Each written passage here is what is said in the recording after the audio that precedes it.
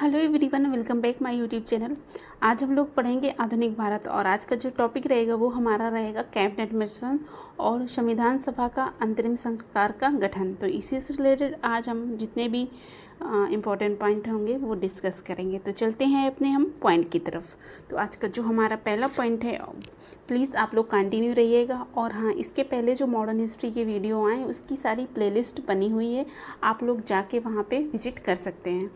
तो ये आज का जो पहला पॉइंट है वो है ब्रिटिश प्रधानमंत्री इटली लेबर पार्टी द्वारा जो भारतीय नेताओं से बातचीत के लिए किस संसदीय दल का गठन किया गया था। तो कैबिनेट मिशन का गठन किया गया था। तो जो ये ब्रिटेन के प्रधानमंत्री थे क्लेमेंट इटली थे ये उस समय पे, जो कि थी एक लेबर पार्टी से, क्योंकि ब्रिटेन में दो पार्टी काम करती हैं, एक कंजर्वेटिव पार्टी और एक लेबर पार्टी। फिर चलते हैं नेक्स्ट पॉइंट पे, कैबिनेट मिशन भारत कब आया था। तो कैबिनेट मिशन भारत आया था 24 मार्च 1946 को। फिर नेक्स्ट पॉइंट पे है, ये देखिए इम्पोर्टेंट यहाँ पे फैक्ट दिया गया है। कैबिनेट मिशन की अध्यक्षता ब्रिटेन में भारत मंत्री लॉर्ड पैट्रिक लॉरेंस द्वारा की गई तथा इसमें शामिल दो अन्य सदस्य थे, स्टैफोर्ड क्रिप्स तथा एवी अलेक्जेंडर। यहाँ से डायरेक्ट क्वेश्चन बनता है कि पहले जो हमारे कैबिनेट मिशन में कितने सदस्य थे, वो 3 सदस्य थे, जिसमें से एक थे अध्यक्ष थे जो कि पैट्रिक लॉरेंस अध्यक्ष थे और 2 सदस्य थे। तो इस तरह से आप लोग इसको याद रखिएगा। फिर नेक्स्ट पॉइंट पे है, कैबिनेट मिशन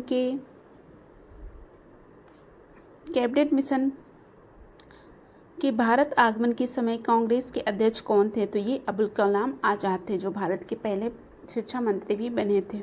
और फिर है, कैबिनेट मिशन के आगमन के समय भारत का वायसराय कौन था। तो ये बेवल था। ये चीज़ याद रखना क्योंकि डायरेक्ट यहाँ से क्वेश्चन बनता है। फिर आता है नेक्स्ट पॉइंट, कांग्रेस के किस प्रमुख नेता द्वारा कैबिनेट मिशन का पूर्ण समर्थन किया गया था। तो ये महात्मा गांधी ने पूर्ण समर्थन किया था कैबिनेट मिशन का, जो 24 मार्च 1946 को आया था। देखिए यहाँ पे ये भी पॉइंट इम्पॉर्टेंट फैक्ट दिया है। प्रमुख प्रावधान क्या थे जो 24 मार्च को हमारा कैबिनेट मिशन आया था। तो उसके प्रावधान थे, भारत की एकता बनाए रखना, मुस्लिम लीग की पाकिस्तान की मांग अस्वीकार कर दी थी, भारत एक संघ होगा जिसमें ब्रिटिश प्रांत और देशी रियासतें शामिल होंगी, और भारत संविधान सभा का गठन किया जाएगा। इसमें मेन तो ये हमारी थी कि संविधान सभा का गठन करना, जिसमें प्रांतीय विधानसभा तथा देशी रियासतों के प्रतिनिधि शामिल होंगे। फिर नेक्स्ट पॉइंट पे चलते हैं। यहाँ पे नेक्स्ट पॉइंट में दिया गया है, कैबिनेट मिशन योजना को स्वीकार करके मुस्लिम लीग द्वारा प्रत्यक्ष कार्रवाई दिवस कब मनाया गया था। तो ये 16 अगस्त 1946 को प्रत्यक्ष कार्रवाई दिवस मनाया गया था। फिर नेक्स्ट पॉइंट आता है, प्रत्यक्ष कार्रवाई दिवस के दौरान हुई हिंसक घटनाओं को शांत करने के लिए गांधी जी कहाँ गए थे। तो ये नोआखाली गए थे, जो कि इस समय पे बांग्लादेश में पड़ता है। तो यहीं पे क्या हुआ था, नोआखाली में गांधी जी के विवेक एवं साहस को देखकर माउंटबेटन, जो कि वायसराय रह चुके हैं, उन्होंने कौन सी उपाधि दी थी। तो 1 मैन बाउंड्री फोर्स की उन्होंने उपाधि दी थी।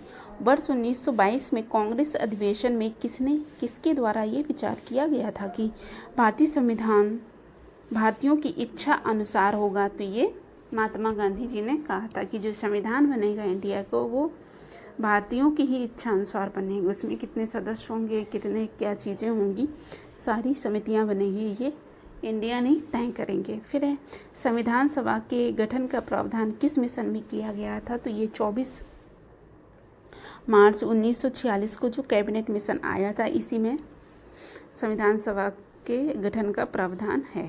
फिर नेक्स्ट पॉइंट पे चलते हैं।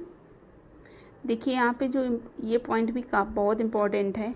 यहाँ पे जो है, कैबिनेट मिशन की योजना के अनुसार जुलाई 1946 में संविधान सभा का चुनाव हुआ, जिसमें प्रांतों के लिए 296 सदस्यों के लिए चुनाव हुआ, कांग्रेस के लिए 208, मुस्लिम लीग के लिए 73 और अन्य दलों के लिए 15 सीटें निर्वाचित की गई थी। देखो जो चुनाव हुए थे वो टोटल जो इनकी सीटें थी वो 389 थी। उसमें हमारे 296 राज्यों के लिए थी और 93 जो सीटें थी वो अन्य राज्यों के लिए, मतलब देशी रियासतों के लिए बनाई गई थी। उसमें से 208 कांग्रेस के लिए, 73 सीटें जो थी वो मुस्लिम लीग के लिए थी, और उसके बाद जो अन्य थी वो 15 सीटें थी। और इसी में 15 में हमारे इसमें अगर संयुक्त प्रांत के लिए इसमें सीटें मानी जाएं तो संयुक्त प्रांत के लिए पड़ी थी 55 सीटें और मद्रास के लिए 49 सीटें पड़ी थी। और इसमें महिलाओं की जो भागीदारी थी, ठीक है, वो 15 सीटें बनाई गई थी केवल महिलाओं के लिए।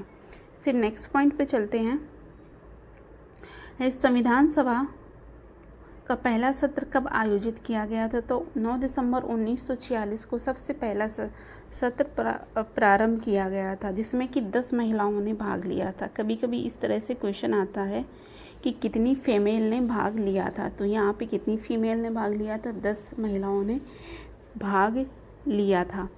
और जो इसके प्रथम, फिर नेक्स्ट पॉइंट है, 9 दिसंबर 1946 को संविधान सभा के ने किसी अस्थायी सदस्य चुना था, ठीक है, तो ये हमारे सच्चिदानंद सिन्हा थे। ये पहले संविधान सभा के पहले अध्यक्ष चुने गए थे और अस्थायी थे। कभी कभी यहाँ से घुमा के क्वेश्चन आता है कि संविधान सभा के पहले अध्यक्ष कौन थे, तो आप लोगों को यही बताना है कि सच्चिदानंद सिन्हा थे। फिर नेक्स्ट पॉइंट पे आता है, 11 दिसंबर 1946 को संविधान सभा की दूसरी बैठक हुई थी। इसके स्थायी अध्यक्ष बने थे राजेंद्र प्रसाद। फिर नेक्स्ट पॉइंट में है यहाँ पे वायसराय वेबल द्वारा किसे अंतरिम सरकार बनाने का निमंत्रण? तो जवाहरलाल नेहरू को उस समय पे निमंत्रण दिया गया था कि आप लोग सरकार बना सकते हैं। जवाहरलाल नेहरू के नेतृत्व में अंतिम सरकार का गठन कब किया गया था? 2 दिसंबर 1946 को। फिर नेक्स्ट है, लियाकत